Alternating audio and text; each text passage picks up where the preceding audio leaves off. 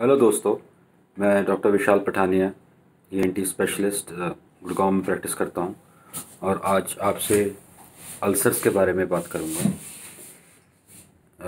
मुंह में और गले में जो अल्सर्स होते हैं वो ज़्यादातर कुछ इरिटेंट चीज़ खाने से होते हैं, जैसे कि तीखा मसाले वाली चीज़ होगी, बहुत गर्म कोई चीज़ हो गई, टोबैको यूज़ से हो सकता है, स्मोकिंग से हो सकता है, अल्कोहल से हो सकता है।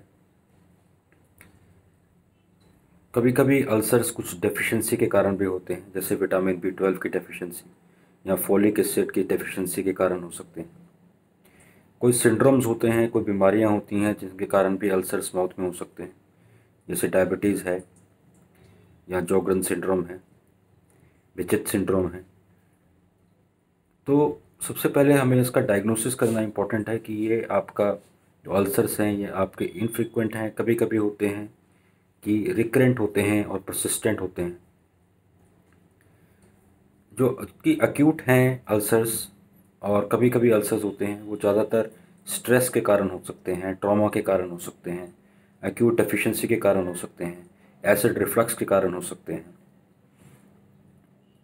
जो अल्सर्स क्रॉनिक अल्सर्स होते हैं और परसिस्टेंट अल्सर्स होते हैं वो ज़्यादातर किसी डेफिशिएंसी के कारण या कोई जैक टूथ के कारण या कोई सिंड्रोम के कारण, कभी कभी एक्सेसिव टोबैको या अल्कोहल यूज़ के कारण भी अल्सर्स होते हैं जो कि परसिस्टेंट रह सकते हैं। तो इनकी एग्ज़ामिनेशन करना बहुत ज़रूरी है, क्योंकि ज़्यादातर अल्सर जो हैं वो पेनफुल होते हैं। तो इसमें निगलने में, खाने में, बोलने में दिक्कत हो सकती है। कुछ अल्सर्स जो ज़्यादातर हमारे होते हैं वो ट्रॉमेटिक या सुपरफिशियल अल्सर्स होते हैं। कुछ हमारे अल्सर्स होते हैं जो कि डीप अल्सर्स हो सकते हैं। सुपरफिशियल अल्सर्स ज़्यादा पेनफुल होते हैं। कुछ ट्रॉमेटिक अल्सर्स हैं, डेफिशिएंसी के कारण अल्सर्स हैं, और कभी कभी फंगल या इन्फेक्टिव अल्सर्स भी हो सकते हैं, या वायरल इन्फेक्शन के कारण भी अल्सर्स हो सकते हैं। तो उन सब को डायग्नोसिस करना, देख के क्लिनिकल पिक्चर में उस कंटेक्स्ट में देखना, it is pertinent for the diagnosis and for the further management.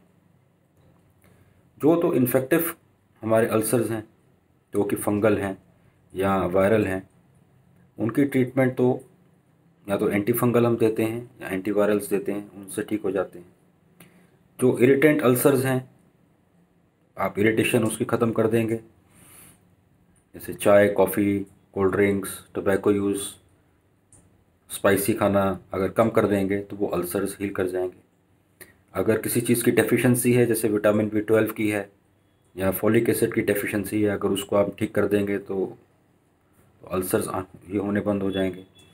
अगर गैस्ट्रिक रिफ्लक्स के कारण अल्सर्स होते हैं तो हम गैस्ट्रिक रिफ्लक्स की ट्रीटमेंट करते हैं तो वो अल्सर्स चले जाते हैं।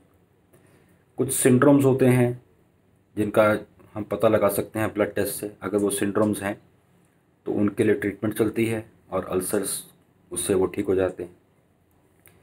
कुछ अल्सर्स ऐसे होते हैं जो कि सस्पिशियस होते हैं या फिर उनके अंदर कैंसर होने की संभावना ज़्यादा होती है, खास करके उन लोगों में जो कि टोबैको या अल्कोहल का क्रॉनिक सेवन करते हैं।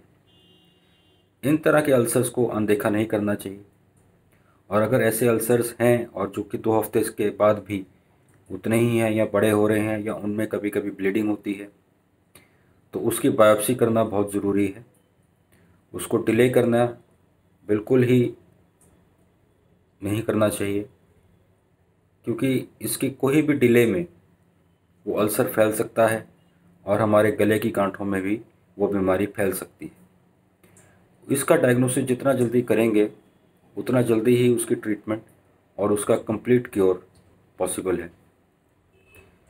तो अगर आपको या आपके किसी साथ वाले को ऐसी प्रॉब्लम अल्सर्स की रहती है जो कि परसिस्टेंट है, रिकरेंट है, जो कि आम दवाइयों से सही नहीं हो रही, तो उसकी कृपया आप जांच कराइए, ताकि उसका प्रॉपर डायग्नोसिस हो सके और प्रॉपर ट्रीटमेंट हो सके। धन्यवाद।